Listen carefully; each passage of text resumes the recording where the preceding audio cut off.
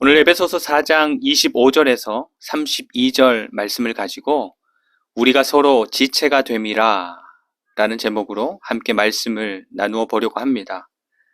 성탄절 당일은 지나갔지만 오늘은 우리 교회가 예수님의 탄생을 기뻐하고 또 감사하면서 기념하는 그런 주일로 하나님을 예배하며 보내기로 한 날입니다. 사실 예수님께서 진짜 며칠에 태어나셨는지는 아무도 모릅니다. 아마도 로마에서 기독교가 국교로 공인되고 나서 이방신을 위한 축제의 날이었던 12월 25일을 예수님의 생일로 정해서 더 많은 사람들이 그날에 이방신이 아니라 예수님을 기억하고 또 예수님을 기념하고 예수님을 중심으로 축제를 즐기는 것을 통해서 많은 사람들이 기독교 안으로 들어올 수 있도록 만들어 지키기 시작했을 것이라 추정을 합니다. 그래서 성탄절은 예수님 안에서 교회로 혹은 가족들과 함께 예수님의 탄생을 기뻐하면서 감사하고 또 우리 주변에 소외된 그 이웃들을 향한 관심과 사랑, 도움, 기도 이런 것들이 함께 어우러진 날로 보낸다면 하나님 보시기에 좋은 성탄절이 되지 않을까 하는 생각을 해봅니다. 근데 그거 잘 안 되죠. 성탄절은 우리 그리스도인들만의 절기가 아니라 이미 세상의 많은 사람들이 비록 그 사람들의 삶과 중심에는 예수님은 없지만 이날을 특별한 날로 생각하면서 보내고 있기 때문에 선물로 또 여행으로 혹은 특별한 음식이나 이벤트로 그날을 채우고 그래서 우리 그리스도인들도 그런 문화가 자연스러운 세상 속에서 살아가고 있기 때문에 성탄절 예배를 제외하면 믿지 않는 사람들이나 뭐 크게 다르지 않은 그런 성탄절을 보내기 쉬운 것입니다. 뭐 저라고 별로 다르지도 않습니다. 그래서 앞으로 우리가 고민하면서 우리 자신에게도 그렇고 우리 자녀들에게도 정말로 어떻게 하면 이런 성탄절을 행사나 프로그램으로 가득하거나 아니면 세상 문화로 가득히 채워진 날이 아니라 정말로 하나님께서 기뻐하실 만한 그런 성탄절을 만들 수 있을지를 고민하면서 또 필요한 것들을 시도해 보면서 그렇게 답을 찾아가면 좋겠습니다. 사실 우리가 혼자 그냥 우리 가정만 고민하면서 답을 찾아가기는 쉽지 않은 것 같아요. 그래서 예수님을 중심으로 모여진 교회가 이런 것들을 함께 고민하면서 함께 만들어 간다면 좀 더 안정감을 가지면서 좀 더 우리 상황에 맞는 그런 답을 찾아갈 수 있지 않을까 합니다. 지난주 말씀에서 바울은 에베소 교회를 향해서 우리는 어느 한 시점이나 상태에 그대로 머물러 있는 사람들이 아니라 언제나 변화하고 또 달라져가는 삶을 살아가는 과정 가운데 있는 사람들이기 때문에 그런 과정 가운데에서 믿지 않는 이방인들처럼 생각하고 행동하는 삶을 계속해서 벗어버리고 마음이 새롭게 되어서 하나님의 것들을 계속해서 입는 삶, 의와 진리와 거룩함을 계속해서 입고 또 입어가는 그런 삶을 살아가는 사람들이 되어야 한다라고 그렇게 가르쳐 주었습니다. 예수님을 믿어서 새로운 생명으로 거듭난 우리가 어떤 삶의 방향을 가져야 하는지 그 원리적인 부분들을 가르쳐 주었던 것이죠. 오늘 말씀은 그 원리적인 것들에 구체적인 가르침을 더해주는 말씀인데 특별히 이방인들이 하는 어떤 행동이나 어떤 감정이나 또는 삶의 태도를 벗어버려야 할지 그리고 그리스도인으로서는 어떤 옷들을 입어야 할지에 대해서 가르쳐 주시는 것입니다. 특별히 성탄절이 그리스도 예수님께 속한 것들이 아니라 이 세상의 문화로 가득한 그런 시대를 살아가는 오늘날 하나님께서 사도 바울을 통해서 에베소 교회에 주시는 오늘의 이런 말씀이 우리가 무엇을 경계하고 또 구체적으로 벗어가야 할지 그리고 우리가 서로 지체된 사람들로서 구체적으로 어떤 것들을 추구해야 할지를 알고 또 묵상하게 하는 그런 말씀이 되는 것 같습니다. 먼저 25절 말씀입니다. 4장 25절 그런즉 거짓을 버리고 각각 그 이웃과 더불어 참된 것을 말하라 이는 우리가 서로 지체가 됨이라. 하나님께서 바울을 통해서 가장 먼저 벗어야 할 것으로 가르치는 것은 거짓입니다. 거짓. 하나님을 믿지 않는 사람들도 너무너무 잘 알고 있는 창세기 3장에 나오는 에피소드가 뭔지가 기억이 나십니까? 창세기 3장, 에덴 동산, 아담과 하와, 뱀. 에덴 동산에 살았던 아담과 하와는 하나님께서 만드신 세상을 다스리면서 또 그 자연과 동물들과 더불어 살아가는 삶을 누리면서 하나님 보시기에 좋은 그런 삶을 살아가고 있었습니다. 그런데 하나님 보시기에도 좋았고 사람들이 살아가기에도 너무너무 좋았던 그 삶에 거짓이 들어왔습니다. 그랬더니 어떻게 되었습니까? 모든 관계가 깨어졌죠.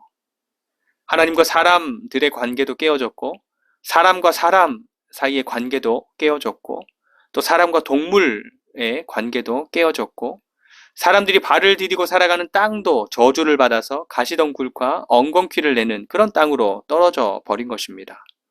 이 거짓이라는 것은 관계를 깨뜨리는 최고의 무기였던 것이죠. 여러분, 우리가 의사에게 우리의 몸을 맡기죠. 우리의 몸에 어디가 고장 났는지 우리는 잘 모르지만 그래도 의사에게 보이면 잘 파악해서 고쳐줄 것이라는 신뢰가 있기 때문에 우리에게 있는 증상들을 가감없이 그렇게 이야기해 줍니다. 그리고 의사가 몸을 진찰하고 난 후에 처방해주는 약을 사실 무슨 약인지 잘 모르잖아요. 그러면서도 내 몸을 낫게 해주는 약을 처방해 줬을 거라는 그런 신뢰가 있기 때문에 꼬박꼬박 그 약을 아침 저녁으로 혹은 아침 점심 저녁으로 잘 챙겨 먹습니다. 혹이나 약으로 안 되고 수술이 필요한 경우라도 내 병을 진단한 의사를 신뢰하기 때문에 금식도 하고 마취도 당하고 수술하도록 몸도 내어주는 것입니다. 그런데 여러분, 그 의사가 나를 진찰하면서 혹은 나를 치료하면서 자꾸 조금씩 거짓말을 보탠다. 그러면 어떻게 될까요? 거짓말을 보탠다. 당장 의사를 바꾸겠죠. 아니, 의사를 바꾸는 정도가 아니라 병원을 그냥 옮기기도 할 것입니다. 왜 그렇죠? 그 작은 거짓 하나 둘 때문에 다른 것들도 전부 신뢰할 수 없게 되었기 때문입니다. 이처럼 거짓이라는 것은 신뢰를 깨뜨리고 관계를 망가뜨리고 그래서 더 이상 그 삶이나 관계가 지속될 수 없도록 만드는 아주 무서운 요소인 것입니다. 그래서 오늘 25절 말씀에서도 서로 지체가 된 교회 공동체를 향해서 거짓을 버리고 참된 것을 말해라 하시는 것인데 예수 그리스도를 주님으로 모시는 공동체인 교회에도 거짓이 들어오고 사람들과의 관계 가운데도 막 거짓이 나타나기 시작하면 금세 그 관계가 틀어지고 관계가 깨어지고 그래서 교회가 교회로서 지속될 수 없는 그런 상황에까지 이르게 되는 것입니다. 여러분, 그런데 거짓이라는 것은 처음부터 원색적이고 막 어둡고 강하고 누가 봐도 잘못, 누가 봐도 거짓, 누가 봐도 죄 이런 느낌으로 찾아오지 않습니다. 하와에게 뱀을 통해서 찾아갔던 사단도 누가 봐도 아니다 싶은 것을 들고 하와에게 나가지 않았잖아요. 우리 초대교회 이야기에서 아나니아와 삽비라 이야기를 우리가 잘 알고 있습니다. 당시에 예수님의 제자들을 통해서 십자가에 달려 죽었던 그 예수님이 바로 자신들이 그토록 기다려왔던 메시아다라는 복음의 메시지를 듣고 회개하고 예수님을 믿게 되는 사람들이 점점 많아지기 시작했습니다. 하지만 당시 사회가 대체적으로 좀 가난했고 가뭄으로 정말로 어려운 사람들도 많았었기 때문에 예수님을 믿게 된 많은 사람들이 어떻게 했냐 하면 자신들이 가진 것들을 막 모았어요. 그래서 더 어려운 사람들에게 다시 나누어 주면서 함께 더불어 살아가는 공동체의 아름다운 모습을 그 예루살렘 가운데 이루었던 것이죠. 그런데 아나니아와 삽비라 부부도 그 일에 동참하고자 자신들이 가진 밭을 팔아서 베드로에게로 가져온 것입니다. 너무너무 대단한 헌신이고 정말로 대단한 결단이고 누가 봐도 아름다운 그런 드림이었습니다. 근데 우리가 잘 알지만 아나니아와 삽비라는 자신들이 가졌던 밭을 팔아서 얻은 돈의 일부를 빼고 그렇게 드렸음에도 그것이 전부인 것처럼 말을 합니다. 거짓이 좀 섞인 거죠. 그래서 아나니아도 또 삽비라도 모두 어떻게 되죠? 죽게 되죠. 사도행전의 이 이야기를 읽을 때 정말 하나님 너무하신 것 같다라는 생각을 읽을 때마다 하지만 또 한편으로 드는 생각은 예수 그리스도의 복음과 성령으로 시작되고 세워져 가는 교회 가운데 아무리 사소한 거짓이라도 거짓이 들어오는 것이 얼마나 위험한 것인지, 그래서 하나님께서 얼마나 경계하시고 엄하게 다스리시는지를 다시금 기억하게 되는 것입니다. 다시 본문으로 돌아와서 거짓을 버리고 참된 말을 하라. 여러분, 우리는 어느 때에 참된 말을 버리고 거짓을 이야기하게 되나요? 참된 말을 버리고 거짓을 취할 때 우리가 그 상황을 합리화하기 위해서 갖는 핑계에는 어떤 것들이 있을까요? 핑계. 다들 그렇게 한다. 그 상황에서는 어쩔 수 없었다. 뭐 이런 것들. 그렇게 하지 않으면 이 일 자체가 안 된다. 아니면 정해진 목표를 이루기 위해서는 어쩔 수 없다. 뭐 등등의 말들. 특별히 믿음의 공동체 안에서도 거짓을 취하는 경우가 있는데 어떤 경우가 있을까요?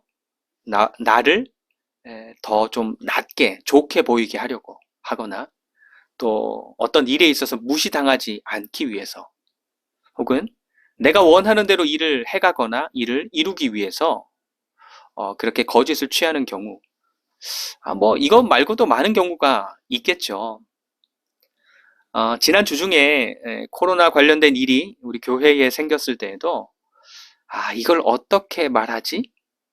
어떻게 말해야 우리 성도님들이 놀라지 않을까부터 시작해서 지난주에 처음 우리 교회에 오신 분에게는 뭐라고 어떻게 이야기하지? 처음 왔는데 이런 일을 겪게 되었으니까 이런 이야기를 들으면 얼마나 마음이 그럴까? 별의별 생각이 다 들더라고요. 그래서 자매의 확진 이야기를 들은 그 순간, 그 짧은 시간에 막 그런 많은 생각들이 오갔어요. 그래서 그 짧은 시간에도 그래, 놀라지 않게 전부 다 말하지 말고 요 부분만 이야기하자. 아니면 우리가 먼저 검사를 받고 괜찮으면 우리도 괜찮았으니까 괜찮을 거라고 이야기하면서 이 부분에 대해서 이야기를 하자. 지금 생각하면 그렇게 하면 막 시간이 막 흘러가는 거잖아요. 그래서 어리석은 생각들인데 그때는 그런 생각, 그런 유혹들이 들더라니까요. 그런데 그러지 않고 일어난 일을 함께 공유하고 또 그 소식에 다들 선하게 반응하고 각자가 해야 할 것들을 신속하게 해 나가니까 무리 없이 일이 잘 마무리된 것이죠. 때때로 교회 공동체 가운데서도 참된 것을 말하는데 용기가 필요할 때가 있는 것 같습니다. 그 참된 말이 듣는 사람에게는 좀 아플 수도 있고 또 귀찮을 수도 있고 혹은 부끄러움을 줄 수도 있지만, 우리가 예수 그리스도 안에서 한 지체라면, 예수님 안에서 우리가 서로 지체가 되었다면 상대방에게 사랑으로 참된 말을 할 수 있어야 할 것이고, 또 사랑으로 상대방이 하는 그 참된 말을 받아들일 수도 있어야 할 것입니다. 그리고 두 번째로 벗어내야 할 것은 죄를 짓는 분냄, 그리고 오래도록 분을 품는 것, 분에 대한 것입니다. 분. 26절 말씀 보겠습니다. 26절. 분을 내어도 죄를 짓지 말며 해가 지도록 분을 품지 말고. 여러분, 분을 내는 것, 화를 내는 것은 누구에게나 일어날 수 있는 일이죠. 우리는 감정이라는 게 있으니까. 그런데 그 화가 죄를 짓는 데까지 이어지면 안 된다라고 하시는 것입니다. 화가 나서 막 엄청 화가 나서 해야 할 일을 하지 않는 거예요. 또 무지무지 화가 많이 나서 약속된 것을 막 어기는 거예요. 또 그 사람 때문에 화가 났으니까 그 사람이 말하는 거는 무조건 반대하고 거부한다거나, 또 화가 나서 내 아랫사람 혹은 내가 뭐 이렇게 권리를 행사할 수 있는 것에서 누군가에게 불이익을 준다거나 뭐 많이 있을 것입니다. 일단 감정이 오르고 화가 오르게 되면 이성적인 감각을 잃어버리게 되죠. 그러면 앞뒤 생각하지 않고 그렇게 행동하는 경우들이 있는데, 이런 것들을 경계하는 것입니다.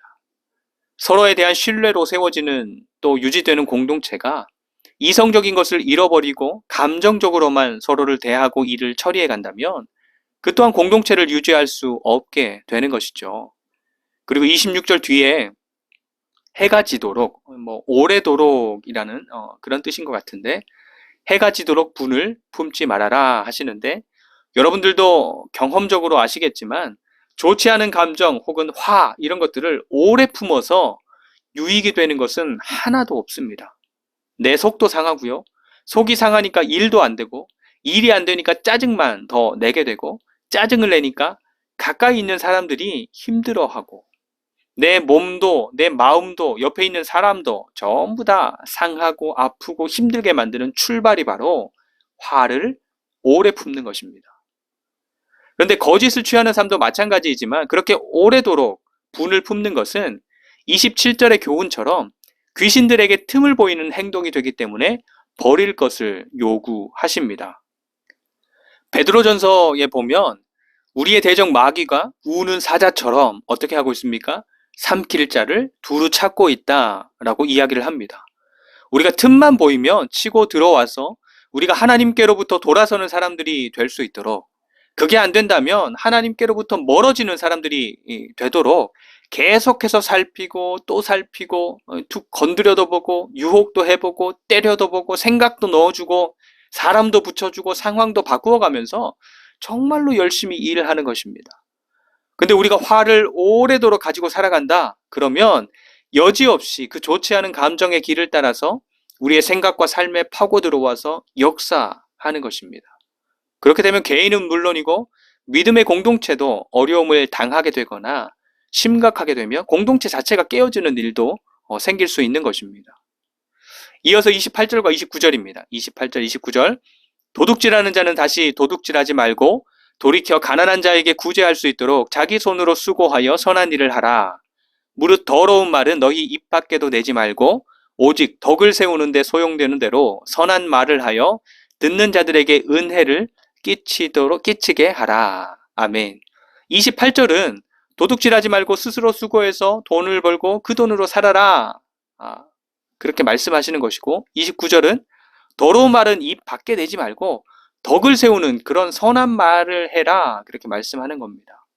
도둑질하는 거나 더러운 말을 하는 것은 믿지 않는 사람들의 삶에서도 좋지 않게 여겨지는 행동들입니다.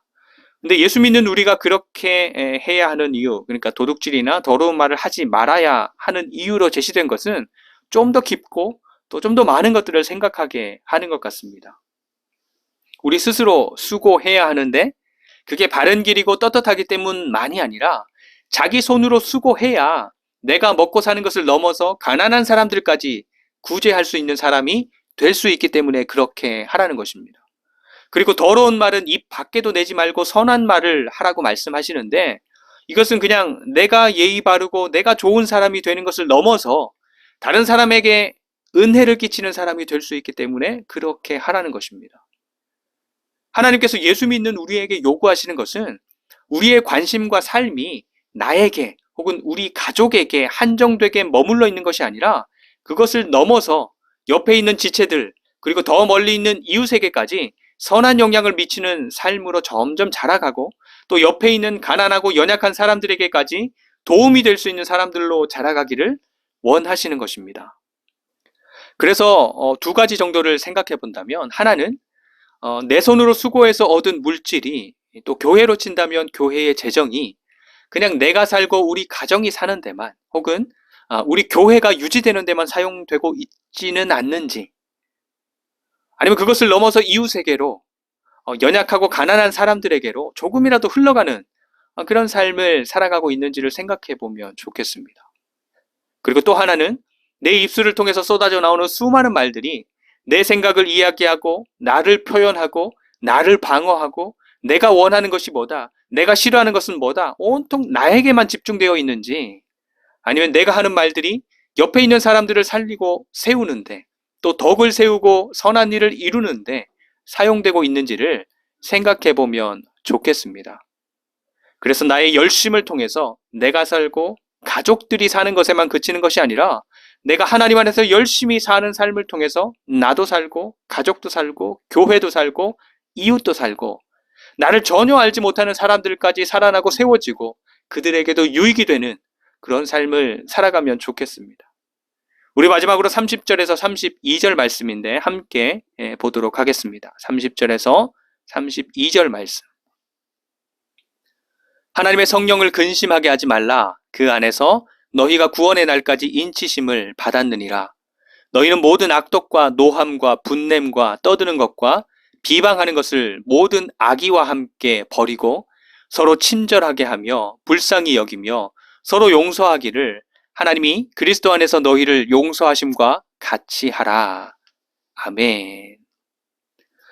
마귀에게 우리의 감정이나 말이나 삶의 행동으로 틈을 주지 않는 것이 중요하듯이 우리와 함께 하시는 하나님의 성령을 근심하게 하지 않는 것도 참으로 중요합니다.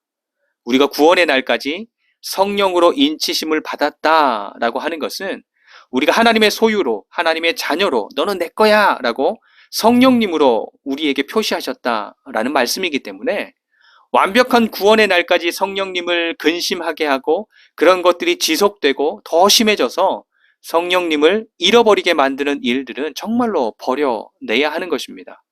그래서 악의를 가지고 하는 말이나 악의를 가지고 하는 행동, 악의를 가지고 드러내는 감정들은 모조리 잘 버려내고 우리가 예수님을 통해서 용서받은 것처럼 내 앞에 또는 내 옆에 있는 상대방의 잘못과 실수들도 좀 용서하고 용납하면서 친절하게 대하고 친절하게 말하고 행동하는 삶을 추구해 가야 하는 것이죠. 그래야 서로 지체가 된 우리들이 하나님 안에서 건강하고 든든하게 삶을 살아가게 되고 또 자라갈 수도 있게 되는 것입니다.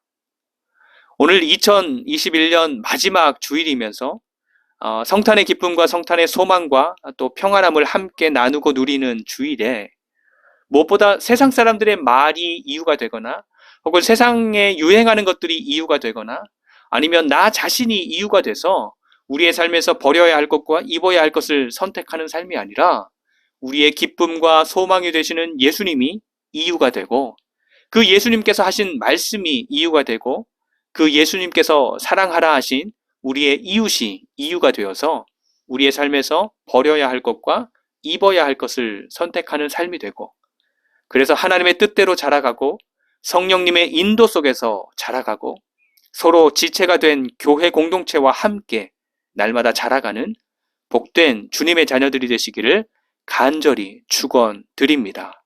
기도하겠습니다. 하나님, 우리가 하나님의 구원 받은 백성으로 자라가는 것이 저절로 되는 쉬운 일이 아님을 다시 한번 말씀을 통해 깨닫습니다. 마귀에게도 틈을 주지 않고 성령님을 근심케 하지 않는 삶을 위해서 삶의 현장에서 버려야 할 것들과 입어야 할 것들을 잘 분별해 갈 수 있도록 도와주시고 무엇보다 함께 지체가 된 공동체 안에서 거짓을 버리고 서로를 향한 신뢰를 쌓아가며 또 분을 내어도 죄를 짓는 데까지 가지 않고 하나님의 말씀을 따라서 상대방 그리고 이웃을 향한 삶을 추구해가며 서로를 친절하게 용납하고 용서하고 사랑하는 복된 삶을 살아가게 하여 주시옵소서. 늘 주님의 몸된 교회를 안전하게 지켜주셔서 감사하고 수많은 유혹 속에서도 말씀을 기억하며 승리하고 말씀을 이루어가는 삶으로 하나님께 영광이 되는 삶을 살아가게 하여 주시옵소서. 추운 날씨 가운데에서 또 코로나로 위협받는 삶의 현장 속에서도 지혜롭고 건강하고 또 평안과 기쁨으로 충만한 하나님 나라를 살게 하여 주시옵소서. 한 해를 잘 마무리하며 새로운 해도 잘 준비해서 맞이하는 지혜로운 성도 또 지혜로운 교회가 되게 하여 주시기를 원하오며 성탄의 기쁨으로 우리를 채우실 예수 그리스도의 이름으로 간절히 축복하며 기도드립니다. 아멘.